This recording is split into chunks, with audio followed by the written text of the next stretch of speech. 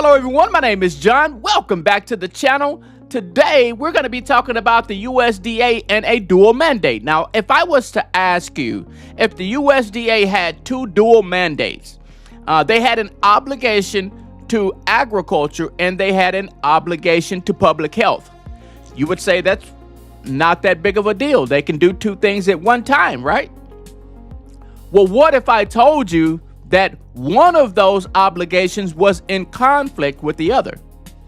Then what happens? We're about to find out in this video. Stay tuned.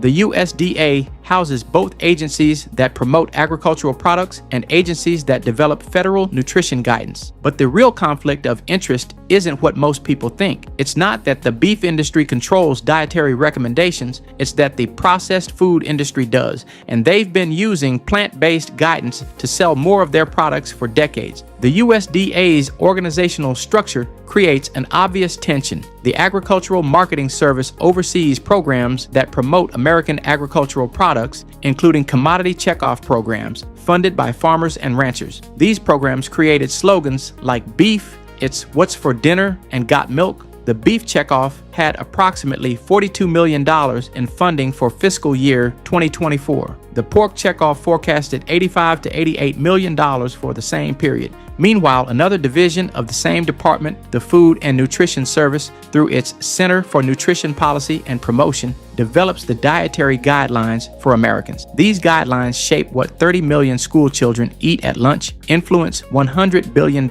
in food assistance programs annually, and guide nutrition recommendations from healthcare providers nationwide. Critics point to this dual mandate and assume the beef and dairy industries must be controlling the dietary guidelines. But follow the money and you'll find something far more troubling. A 2022 peer-reviewed study published in Public Health Nutrition examined conflicts of interest among the 20-member advisory committee for the 2020 to 2025 dietary guidelines. The researchers found that 95% of committee members had at least one relationship with food or pharmaceutical industry actors. They documented 720 instances of conflicts of interest. Here's what matters. The industries with connections to committee members weren't cattle ranchers. They were Kellogg, General Mills, Kraft, Abbott, Mead Johnson, and Dannon, corporations that make their money selling processed grain-based products, not steak. The International Life Sciences Institute, an industry-funded organization that has historically promoted the interests of food processing companies,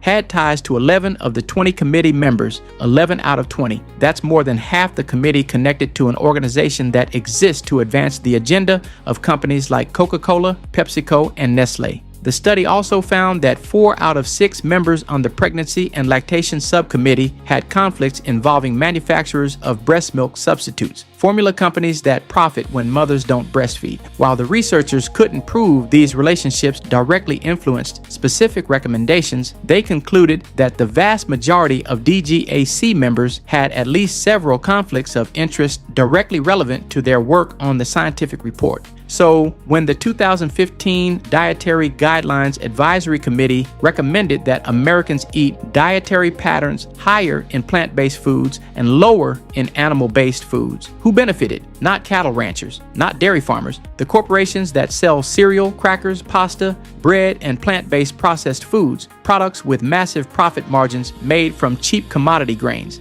The $42 million Beef Checkoff program sounds like a lot of money until you compare it to the lobbying and research funding power of General Mills, which had $20 billion in revenue in 2023, or Kellogg, which had $15 billion. The idea that a $42 million cattle industry program is overpowering multi-billion-dollar food processing conglomerates is absurd. The processed food industry has a vested interest in promoting plant-based dietary patterns because their entire business model depends on turning cheap corn, wheat, and soy into expensive packaged products. A population eating more whole animal foods, meat, eggs, butter, cheese, is a population buying fewer boxes of cereal, fewer bags of chips, fewer frozen plant-based convenience meals. The 2015 Advisory Committee also recommended that sustainability considerations be included in the dietary guidelines, specifically noting that higher consumption of animal-based foods was associated with a greater impact on the environment. These sustainability recommendations were omitted from the final 2015 to 2020 Dietary Guidelines after significant pushback. But notice who was pushing the sustainability angle in the first place. A committee with 95% industry conflicts dominated by ties to processed food manufacturers. The environmental argument against animal foods conveniently aligns with the economic interests of companies that profit from selling plant-based products. This isn't to say that cattle ranchers have no influence. The USDA's dual mandate creates real conflicts. The Agricultural Marketing Service explicitly states its mission is to create domestic and international marketing opportunities for U.S. producers.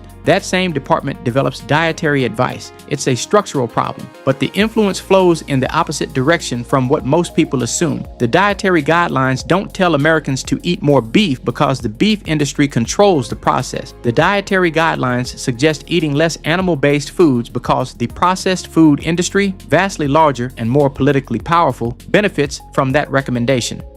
Now, I find it fascinating that the guidelines push for higher intake of plant-based foods. Now, here's the paradox. A study done in 2019 and published in the British Medical Journal tracked the diets of over, get this, 100,000 participants and found that a higher intake of ultra-processed foods, which is allowed on plant-based diets, cornflakes, that's allowed, sugar, that's allowed. All of these processed foods are allowed because their source is plants. But here's what that study found of this 100,000 plus people, that this eating pattern was associated with a higher risk of heart disease and early death. The recommendations for plant-based foods conveniently ignore what matters the most: whole foods versus processed foods. And that is precisely what benefits corporate giants who sell cheap grains in expensive boxes with an ingredient list of 40 or 50 different ingredients, half of what we can't even pronounce. It conveniently ignores that fact. The National Academies of Sciences issued a 2017 report on the dietary guidelines process, recommending enhanced transparency and public disclosure of conflicts of interest to manage biases and promote independent decision-making. The recommendation was ignored. Form 450 financial disclosures that committee members are required to file were not made publicly available during the development of the 2020 to 2025 guidelines. Why the secrecy? If the committee members' industry ties were to small cattle operations and dairy co-ops, there would be no reason to hide the disclosures. The secrecy protects the processed food companies that dominate the committee's conflicts of interest. Other countries have recognized this problem and restructured their agencies to avoid it. When Canada revised its food guide in 2019, Health Canada explicitly excluded input from Agriculture and Agri-Food Canada and food industry representatives. A 2018 analysis in the Canadian Medical Association Journal noted that Health Canada promised that its new food guide would be developed based on scientific merit, transparently, and with decisions made at arm's length from industry. The resulting 2019 Canada's food guide represented a significant departure. It removed dairy as a separate food group and emphasized whole foods over processed products. Notably, it did not push a plant-based agenda. It pushed a whole foods agenda. The distinction matters. Brazil's dietary guidelines take an even more direct approach. Developed by the Ministry of Health rather than an agricultural department, Brazil's guidelines explicitly recommend limiting ultra-processed food, advice that directly challenges major food industry interests but reflects the scientific evidence on nutrition and chronic disease. The guidelines don't frame the issue as plant-based versus animal-based. They frame it as whole foods versus processed foods. In the United Kingdom, the Food Standards Agency operates as an independent non-ministerial government department, separate from agricultural promotion functions, to handle food safety and dietary guidance. The United States has chosen not to make this separation. The USDA continues to serve two masters, promoting agricultural sales and providing dietary guidance. But the master that actually controls the guidance isn't the one most people think.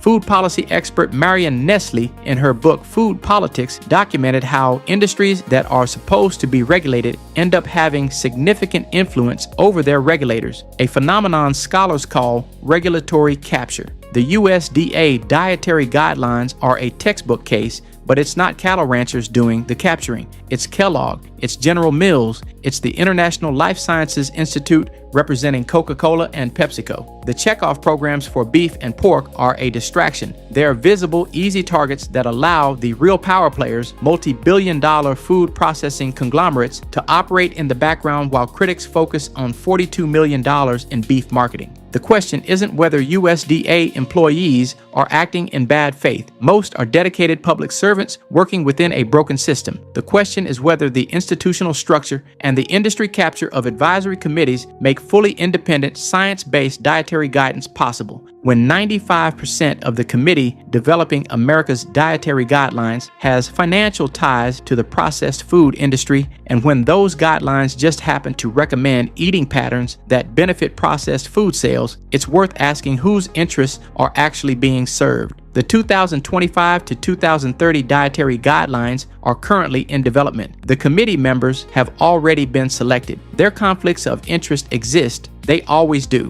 Whether those conflicts will be disclosed, whether the influence of processed food companies will be acknowledged, and whether the guidelines will continue to serve corporate interests over public health remains to be seen. But one thing is clear: if you want to understand who controls America's dietary advice, don't look at the $42 million Beef Checkoff program. Look at the billions of dollars in revenue flowing to the companies that profit every time the guidelines recommend eating more plant-based processed foods and less whole animal products. That's where the real conflict of interest lies.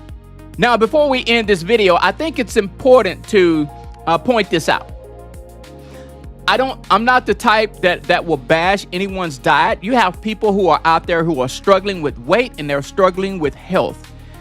And I take that serious. So I'm not going to bash anybody's diet. But the plant-based diet, I've tried that before. So I'm not talking about something that I haven't even tried or don't know anything about. It didn't work for me. And it was only through education and understanding that I come to know why it didn't work. And here's why. Plant-based diet do not take into account hormones, which your body is born with. You're born with hormones. And it is your hormones in your body that controls weight loss and weight gain.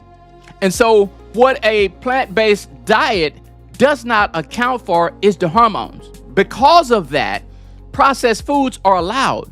It's a plant-based product. It starts out, it comes from the ground or from a tree or a natural source.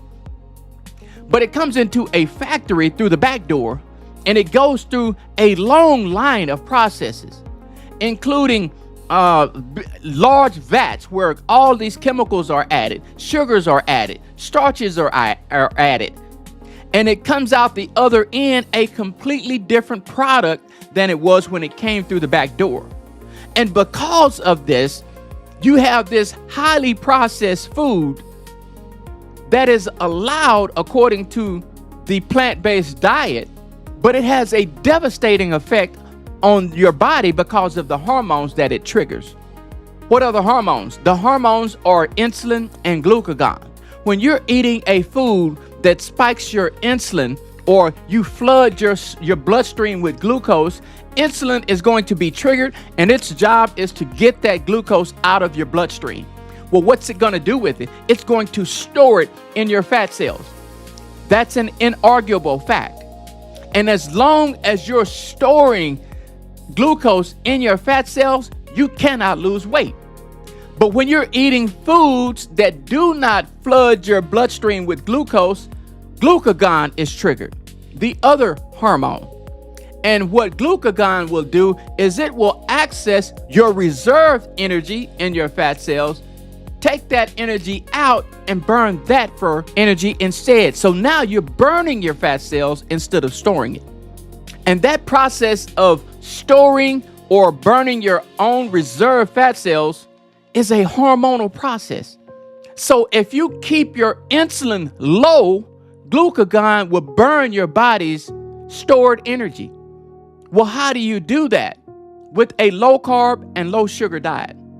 When you consume foods that do not spike insulin, your body's hormones will burn your stored fat. The ketogenic diet is based on that concept. But I am not into titles. I could care less what you call it. The fact is that if you are not spiking insulin, you are accessing your stored fat. You can call it whatever you want to call it. Not into titles. But what I am into is helping people lose weight and regain their health. That's all that matters. What title you call it doesn't matter to me. And so this study that was done with following the diets of over 100,000 people, that is a massive study. And they showed that this ultra-processed food diet doesn't work because it does not consider insulin.